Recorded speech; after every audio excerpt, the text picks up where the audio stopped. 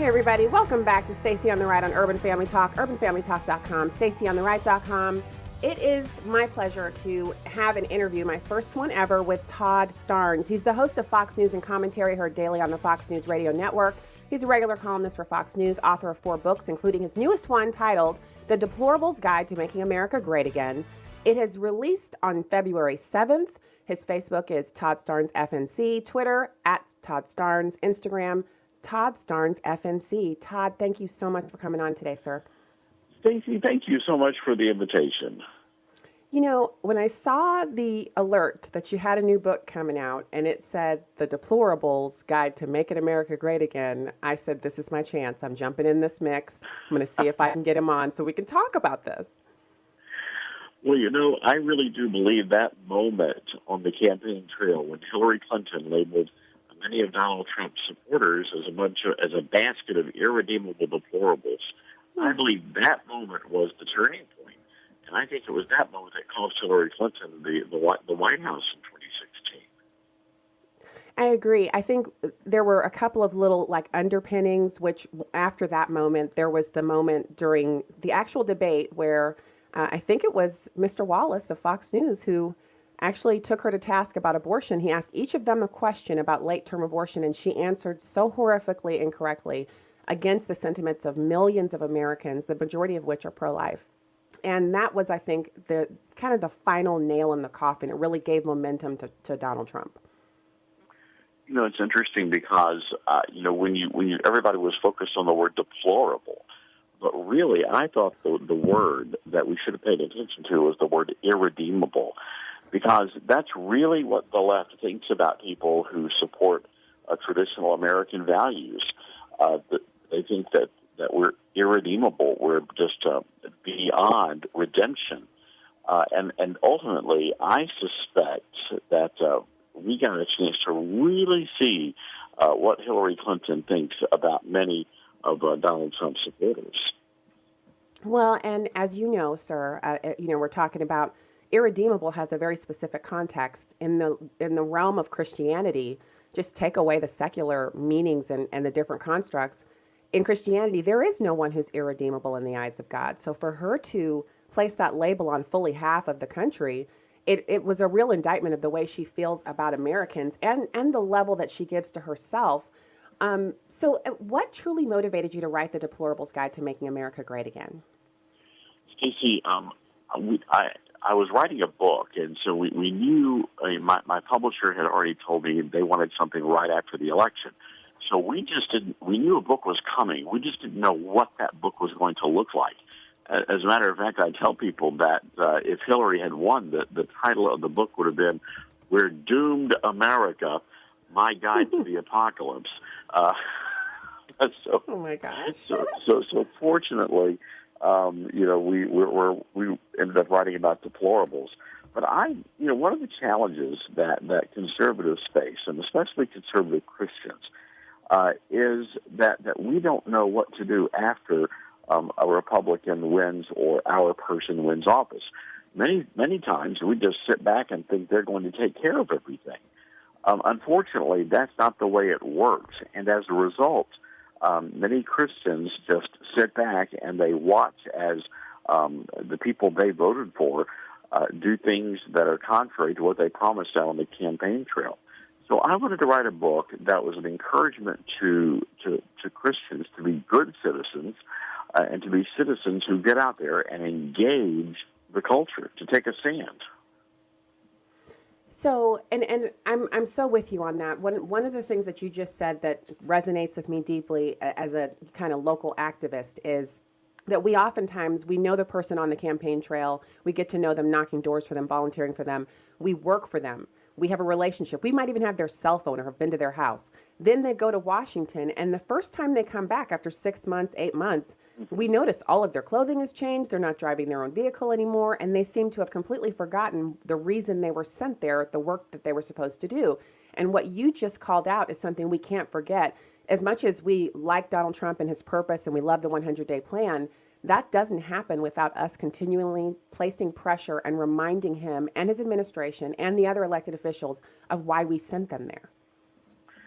Well, you're absolutely right, Stacy. And so my book, we use examples in many instances from the Bible that lay out the direction that we are supposed to go as citizens of America. And a lot of people of faith believe that we're supposed to just stand by the wayside and let things take its course. I just don't believe that we're called to do that. I think that we have a responsibility to stand up and protect our rights under the Constitution and engage in our rights under the U.S. Constitution.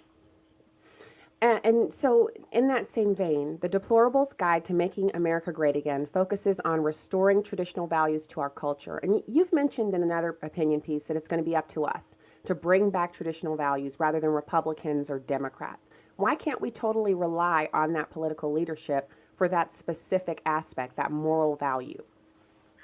Well, for one thing, politicians are human beings, and human beings are flawed creatures. But when you look at history, history tells us that people are elected to office, and when they're elected to office, sometimes they have to compromise, and sometimes they do. And sometimes they turn their backs on the people that sent them to Washington, like you so eloquently described just a few moments ago. One of the illustrations I use in the book is the Republican Party. Many people say that the Republican Party is the savior of the family and they're the savior of religious liberty. But in reality, when you go back and look at every single culture war decision that was made by the Supreme Court, all the way back to the first decision regarding prayer in school, every single culture war decision from prayer in school to gay marriage was decided by justices appointed by Republican presidents, not Democrats, but Republican presidents. Mm-hmm. So that's why I included that bit of caution in this book. So, okay, let's pivot to Trump a little bit. As America observes what actions our new president, Trump, is taking, especially in these first 100 days, and it's been a whirlwind. I love his strategy of punching hard every day. The liberals can't keep up with their outrage. It's just they're unable to deal with the onslaught. But do you believe that he will truly lead our nation with conservative and traditional values in mind, or what? I hope he does, but I'm not holding out hope that he will, because Donald Trump is not a conservative. Stacy, I was not a Donald Trump supporter, until he was the last person standing. So, I was a Rick Perry guy. Sort of tells you, where I was. But I do believe that he's going to keep his word, and I think that's what's really been shocking to a lot of people is that for the first time since Reagan, there's a conservative in the White House who's doing exactly what he said he would do out on the campaign trail. So my fingers are crossed, and I do hope that he lives up to his campaign promises. And so far, so good. Okay, so I want to talk, and I totally agree with you. I was a Ted Cruz person during our primary here in Missouri, and he actually he did well here in Missouri, but that didn't matter because Trump was the nominee, and when he was, I was behind him 100% because our choice was Hillary or Trump, and I'm all about results. But I have you have something here about the change may start at the White House, but it finishes at your house, and this is something that I really try to espouse this on a regular basis because I do believe that the foundation of all of these things is the individual person and their relationship with their moral center, with Christ, with their family, with their work, their commitments, if they're true and honest. Can you talk about that? Absolutely. I always tell people, when it's always, I guess, the sexy way of fighting the culture. So say, we've got to take back Washington, we've got to take back Congress. Well, we've done that before, and it really hasn't resulted in much. So my philosophy is if we really want to change the world, if we really want to have that impact, it has to start at home. Yes, we can put Donald Trump in the White House, and yes, he might defund Planned Parenthood and he might do all these other things that we want him to do. But ultimately, if we're really going to have a lasting long-term impact, it has to be at the local level inside the four walls of our homes. And, I specifically talk a lot about public education in the book. And I explain that ultimately, parents are responsible for their child's education. Many public schools have become indoctrination centers for the left. So, moms and dads have a responsibility to make sure that they know what their child is being taught in that public school. And again, that starts at home. You're so right about that. I was an elected school board member, and that was part of the reason we ended up putting our children in Christian school. So that is so true. And if you're listening to the show and you're enjoying this interview, I have Todd Starnes on with me, author, Fox News guy, everything. Just go to @Todd Starnes on Twitter and follow him. But we're talking about his new book, and it's The Deplorables Guide to Making America Great Again. And so I want to talk about another one of your recent opinion pieces, Sweet Mercy, Deplorables Say Thank President Trump. And a quote from it he has already managed to crack down on illegal aliens, defend pro-lifers, rattle Democrats, and discombobulate the mainstream media. Classic Todd Starnes. Let's talk about that a bit. I got a little misty the first time he did that, Stacy, given the mainstream media the what for.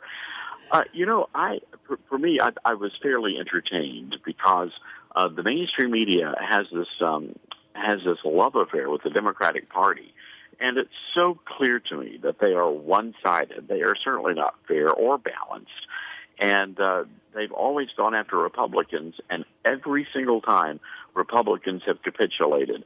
It seems as though Republicans, when they get elected to higher office, they have this fear of being disliked, which is, quite frankly, at the root of why I suspect they compromise all the time.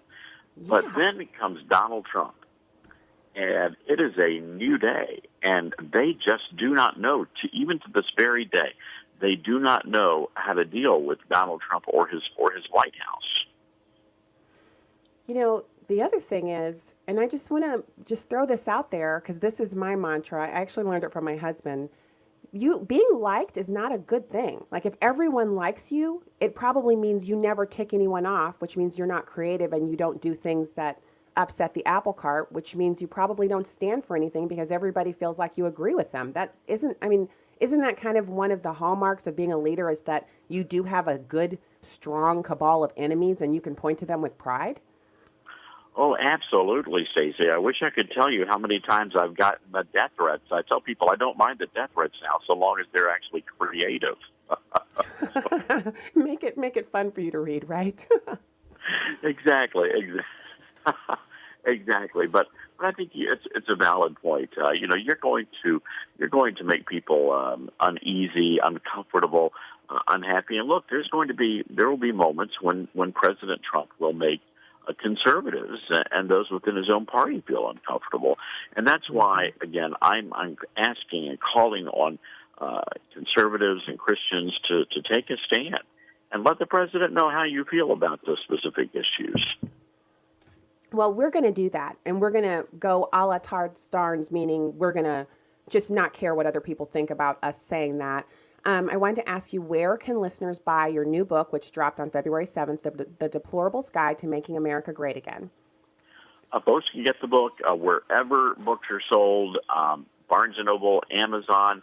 You can also get a signed copy of the book at deplораblesbook.com. I thought that was genius marketing there, Todd. Genius. You get your signed copy from the thing called Deplorables. All right. Well, I want to thank you for coming on, and good luck with the book tour and with all of the work that you're doing on behalf of educating Americans to be more free by actually acting from themselves instead of waiting on our elected officials.